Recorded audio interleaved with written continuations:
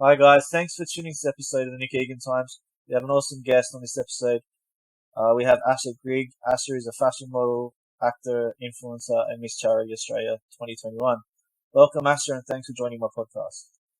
Thank you so much for inviting me on. My pleasure. How's it all been going over there? Everything's been a bit crazy. I am obviously in Perth, so we went into lockdown 2 weeks ago. Things are kind of back to normal now. So things are crazy but calming down. A bit of backlog, I think, from home to go into lockdown though. Sure. How have you dealt, just generally speaking, life since the pandemic begun? Life definitely changed, as it did for everyone. I personally sit in the high risk category, so it did make quite a large impact on my day-to-day life. The first time round was in lockdown from mid-March, and I didn't go back to anything until about July the same year. And it changed a lot of the way I kind of function.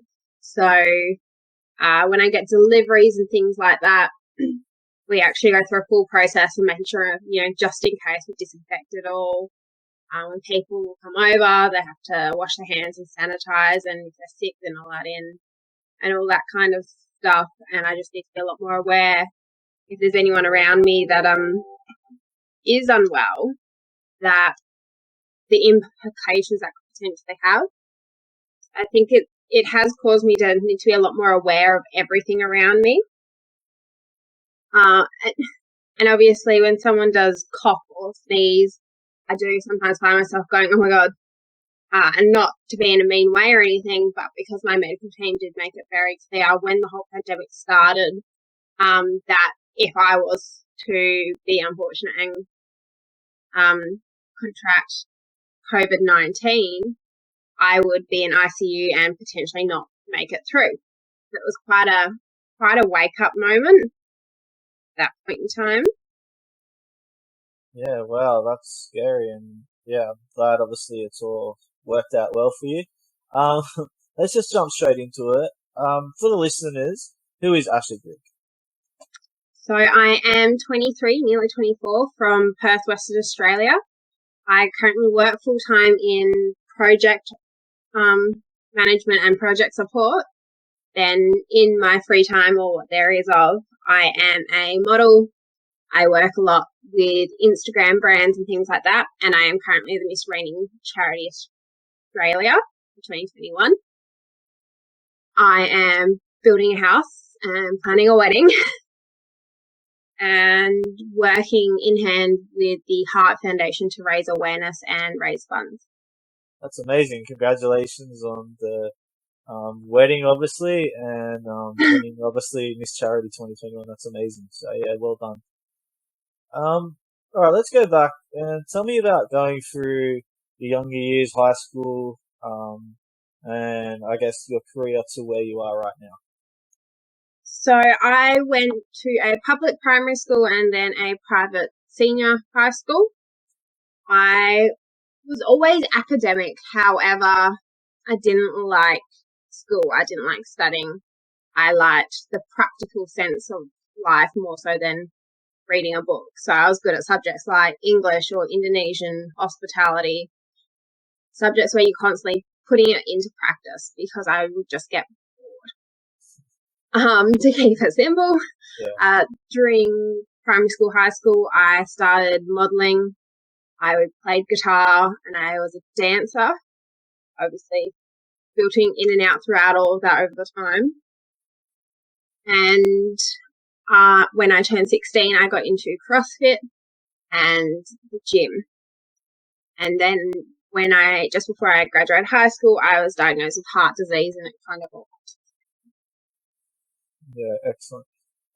I actually read the story briefly about back in 2014, the age of 17, you were diagnosed with a heart failure after having basic keyhole surgery to remove your appendix. Talk to me about that, from obviously where it all began and to where you are now, because I think it's quite inspirational, amazing, everything you've gone through and endured, and to where the point you are now. It's just amazing.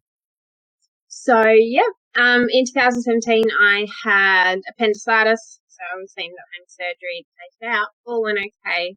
However, in the recovery room, I suffered something called tachycardia, and it resulted in my heart stopping. And obviously, the medical team on hand at the time were able to revive me and give me a second chance. Obviously, from there, a lot of tests followed and a lot of conversations and all that sort of stuff. And I was then diagnosed with a form of heart failure called cardiomyopathy, as well as I have issues with my mitral valve because of that. At the time, there was a lot that was kind of unknown, things that the medical team said didn't quite add up because of my age, how things were presenting, and all these sorts of different aspects. And they made it very clear to me at the time that I was very different to a lot of the patients they get in, even with those who are suffering from the same disease. And so it really meant that I had to change everything because there was so much in the unknown category. I was told I had to stop everything in my life. So I had to stop dancing. I stopped going to the gym and working out and things like that. Obviously, I finished school, and it became more about the condition than it did anything else. I was then told at the same time that in regards to my future, it would be something I would always have. It'd be something that I would always need to be medicated for. And in the long term, at that point in time, they weren't really sure how much time I would have or, if or when I would need transplant and things like that.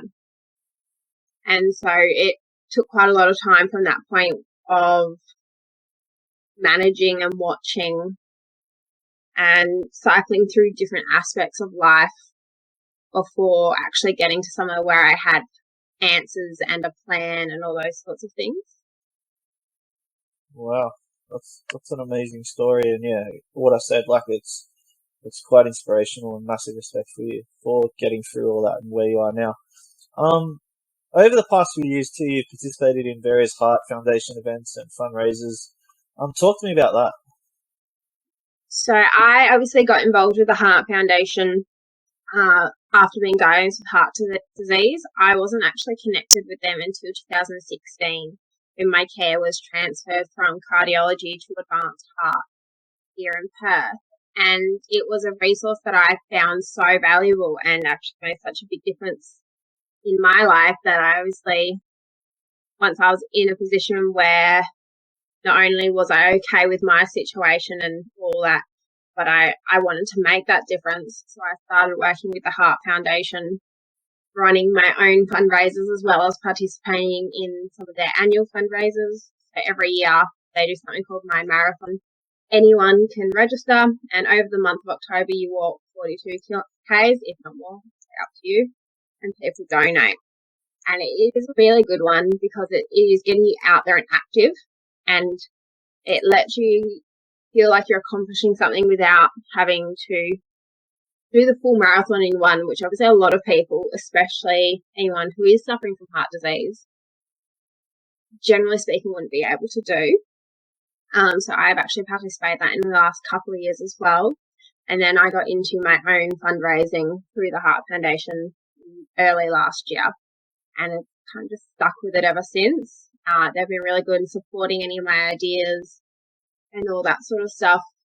But I also learned a lot and really value the resource that the Heart Foundation themselves are, along with the work that they actually do as well. Yeah, that's mind-blowing. Tell me about Miss Charity Australia and how that all happened. And, yeah. So I started modelling when I was about 10 years old.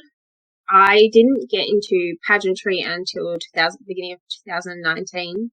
It was something I kind of just did at whim. I was like, oh, why not?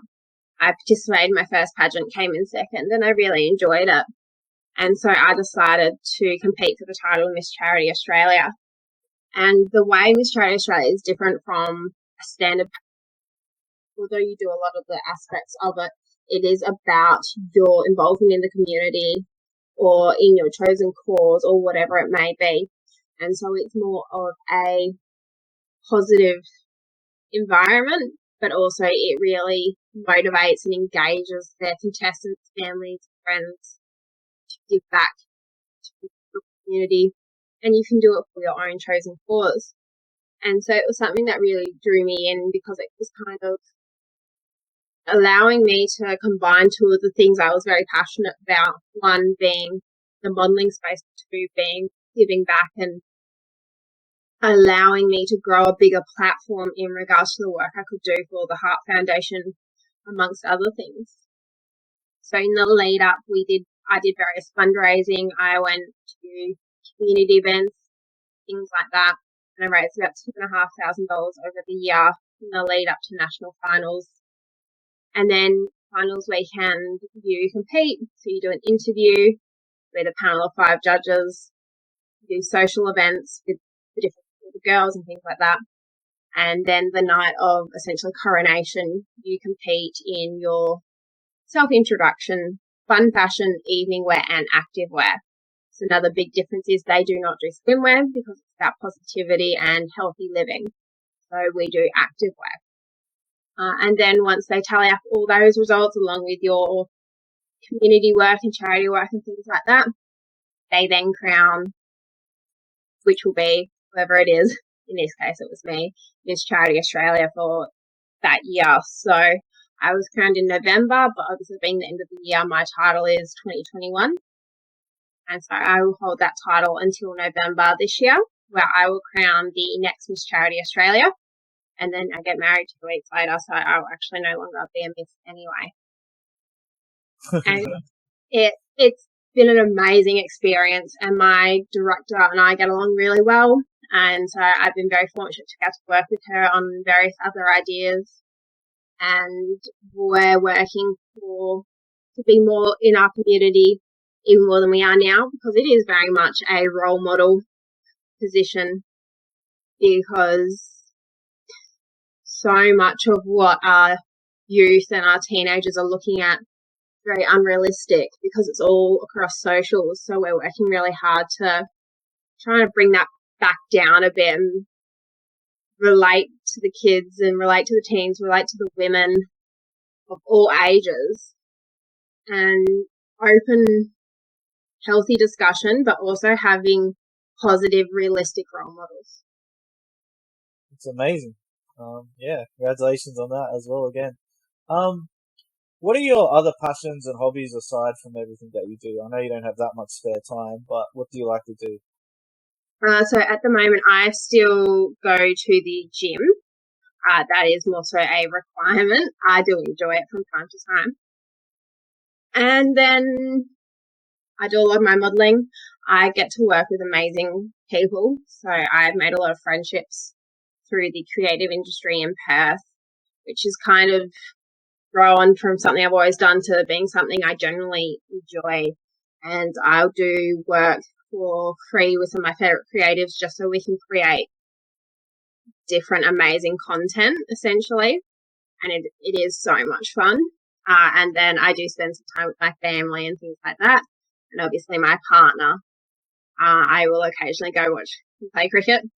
Occasionally, not the biggest fan, but and everything else, I guess, is just really focusing on making sure I'm doing what's best for me in regards to my health, and making sure that I can be the best version of me, because I am in a position where people are starting to look up to me and look to me and things like that. So I want to make sure what I am putting out there has positive implications and not negative implications. Amazing. What inspires you daily? I think there'd be a lot of things. A big thing for me is I am inspired by the fact I was given a second chance at life. I am inspired by the fact every day I am given the opportunity to continue what I do and to continue making a difference.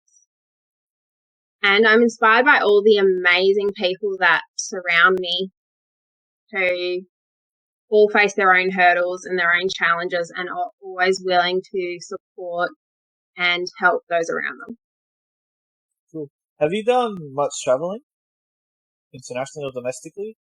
So I, as a Perth girl, did like Sydney, Melbourne, Queensland as I've grown up.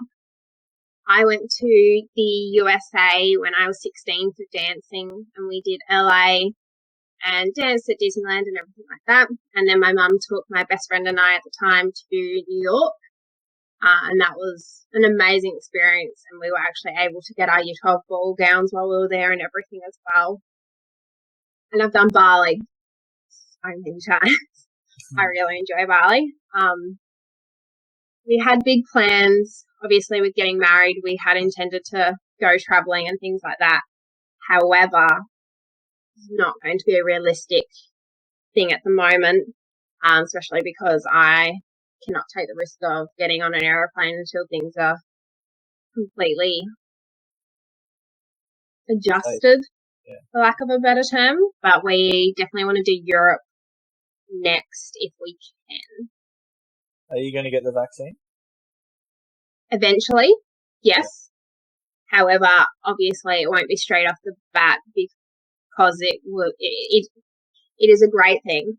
And for everyone who is healthy and everything like that, it is so amazing. It's just when there's people such as myself who are in a risk category, it's a bit more of a tricky thing. So certain things need to be passed and need to be in a certain environment and things like that.